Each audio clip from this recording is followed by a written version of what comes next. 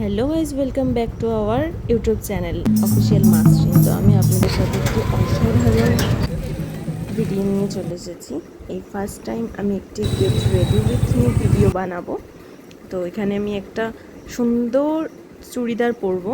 এই যে পিঙ্ক কালারের যে স্যুটটা, এটা পরবো। অ্যাকচুয়ালি এটা বেবি পিঙ্ক কালার টাইপের।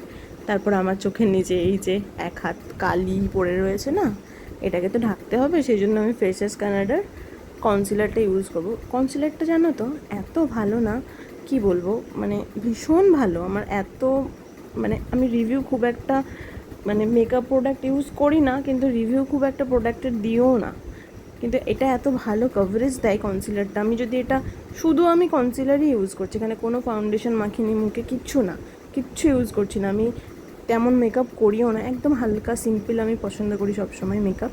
তো আমি এখানে শুধু কনসিলারটা দিয়ে নিলাম। এবার কনসিলারটা দেবার পর আমি একটা ফেসেস কানাডারই একটা ফেস পাউডার আছে, সেটা দিয়ে হালকা করে শেড করে নেব। কেননা যদি না শেড করি তাহলে কিন্তু ওটা ভেসে উঠতে পারে। আমি ভয়েতেই করি, কিন্তু আমি কখনো দেখিনি যে ওটা ফুটে ফুটে হচ্ছে। এটা আমার খুব ভালো শ্যুট করে, যেহেতু আমার ব্রাউন স্কিন, বেশি ফেয়ার না, তো সেই জন্য। আর চোখের নিচে এতটাই কালি যে কভারেজ যদি না দিই, কনসিলার যদি না দিই, ঠিক হয় না। আর এই যে মেয়েদের সবথেকে ফেভারিট মেকআপ পার্টের মধ্যে এটা একটা, কি দারুণ লাগে না মাস্কারা লাগাতে।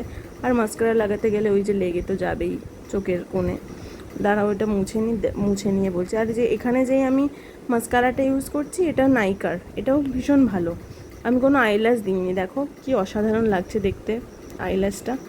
তো আমি পুরো ফুল লুক নিয়ে আমি তোমাদের কাছে যখন দেখাবো, দেখবে আমাকে জাস্ট ওয়াও লাগে। যখন মানে হালকা টাচ আপ করি তাতেই এত সুন্দর লাগে। মেকআপগুলো এত ভালো, নাইকার বলুন বা ফেসেস কানাডার। এই যে দেখো, আমি কাজলটা যে ইউজ করেছি আইলাইনার হিসাবে, আমি কাজলই দিই, বেশিটা আইলাইনার দিই না।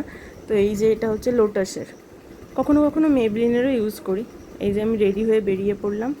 আমি যাচ্ছি হচ্ছে শান্তিনিকেতন, বোলপুর শান্তিনিকেতনে সোনাঝুরি হাটে। আর এই যে আমি বাড়িটা দেখাচ্ছি এখানে, এই বাড়িটা অ্যাকচুয়ালি এটা আমার মেস, আমি এখানে পড়াশোনা করি শান্তিনিকেতনে। তো এই বাড়িটাতেই আমি থাকি। তো গুটি গুটি পায়ে এবার চলো আমরা এগোই। আর এই পিছন দিকে ব্যাকগ্রাউন্ডটা দেখিয়ে দিলাম, রাস্তাটা যেখানে আমি থাকি।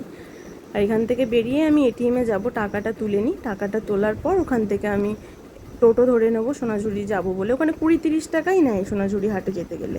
যেহেতু আমি একা থাকি, সেই একাতেই 20 টাকা 30 টাকা নেয়, অনেকজন থাকলে আরও কমই নেয়। আর এটা বোলপুর বাস স্ট্যান্ড, আর এটা হচ্ছে ওখানকার গীতাঞ্জলি সিনেমা হল।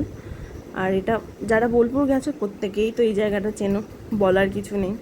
এটা হচ্ছে ফার্স্ট গেটের ওই যে দুদিকে দোকানগুলো থাকে। আর এটা ফার্স্ট গেটের আমাদের নস্টালজি, এখানে এত ভালো ভালো খাবার পাওয়া যায়, ফাস্টফুডের দোকান আছে। আর আমরা এখানে ভীষণ আড্ডা মারি বন্ধুরা, প্রত্যেকটা বন্ধু মিলে আড্ডা মারতে চলে আসতাম বিকাল হলেই। আর এই যে সেই বিখ্যাত বট গাছ, যার নিচে রবীন্দ্রনাথ টেগর গীতাঞ্জলি কাব্যগ্রন্থটা লিখেছিলাম। আর এই যে বিশ্বভারতীর এই যে ক্যাম্পাসের, এটা 3500 বিঘা জায়গা নিয়ে এই ক্যাম্পাসটা। তো সেটা উপভোগ করতে করতে চললাম আমি টোটো করে। আর এই যে আমরা যে রাস্তাটা যাচ্ছি না, এটাও ওই ক্যাম্পাসের আন্ডারেই পড়ছে টোটালটা। 3500 মানে তো বুঝতেই পারছো কত বড় জায়গা নিয়ে ক্যাম্পাসটা তৈরি। খুব সুন্দর, এখানে ওপেন গাছের নিচে পড়াশোনা করানো হয়। আর এই যে সোনাঝুরিতে আমরা ঢুকছি, এটা লোকাল ভাষায় আমাদের বোলপুরেতে বলে খোয়াইহাট। আমরা সবসময় সোনাঝুরিই বলি, যেহেতু আমরা কলকাতা থেকে এসেছি, আমরা সোনাঝুরির উদ্দেশ্যেই জানি। আর এখান থেকেই আমি সেতার কিনে নিয়ে গিয়ে শিখেছিলাম একটু একটু করে, অল্প অল্প করে। মানে আমি খুব বেশি জানি না, কিন্তু বাজাতে পারি একটু একটু। আর এই যে হ্যান্ডমেড জুয়েলারিগুলো, উফ, এগুলো দেখলে জাস্ট আমার মাথা কাজ করে না কোনটা ছেড়ে কোনটা নিই। এত সুন্দর জুয়েলারিগুলো লাগে না।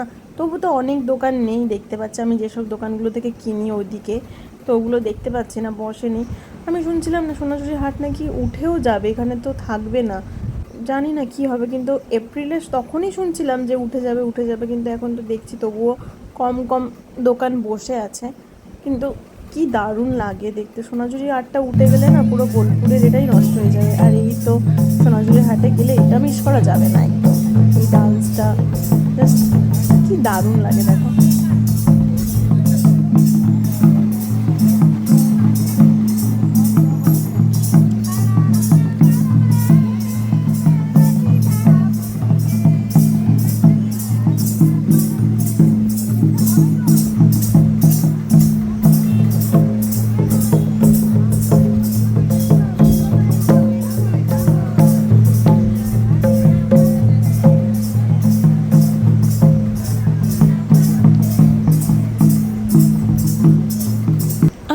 ভেবেছিলাম হয়তো সোনাঝুরির হাটটা মানে ওদিকটা অত ভিড় নেই বলে, তাই ভিতর দিকটা আমি এসে দেখলাম ভিতর দিকটা তো পুরোই ফাঁকা, মানে কোনো দোকানই বসেনি।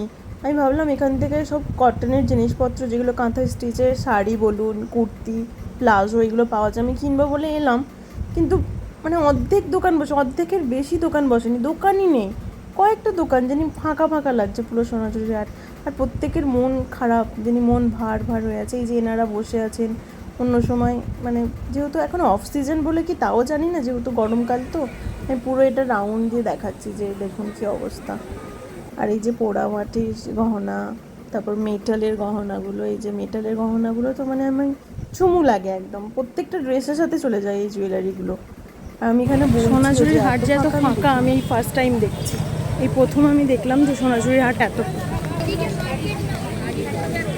আর এই যে সোনাঝুরির সব থেকে আকর্ষণীয় জায়গা, যেখানে বেঙ্গলি মুভি শুটিং হয়, তারপর প্রি ওয়েডিং শুটিং হয়, সব কিছু শুটিং হয় এখানেই, তো শুটিংগুলো হয়। বোলপুরে যেসব সিনগুলো হয় জঙ্গলের বা কিছু, এই সোনাঝুরির হাটে বা খোয়াই হাটেরই এই সিনটা থেকেই, এই জায়গাটা থেকেই সিন করে। আর সন্ধেবেলা এই যে ফার্স্ট গেট দিয়ে আমি ফিরছি, এই জায়গাটা না মানে আলাদাই একটা অবসেস, জানো তো, এত ভালো লাগে। মানে এই জায়গাটা থেকে যখন আমি যাই, যখন আমি ফিরছিলাম, আমি তাই ভাবছিলাম যে আবার কবে আসবো জানি না, আমার তো এখানে শেষও হয়ে গেল। রোজ সন্ধেবেলা গিয়ে ফার্স্ট গেটে আড্ডা মারা, খেলার মাঠে গিয়ে আড্ডা মারা, তারপর ওই মেলার মাঠে গিয়ে আড্ডা মারা, মানে এত আড্ডা মারতাম সবাই বন্ধু বান্ধব মিলে। তারপর এই যে ফার্স্ট গেটের এখানে এইগুলো হাতে, আমার ভিডিওগুলো যদি ভালো লাগে অবশ্যই লাইক কমেন্ট শেয়ার করবে।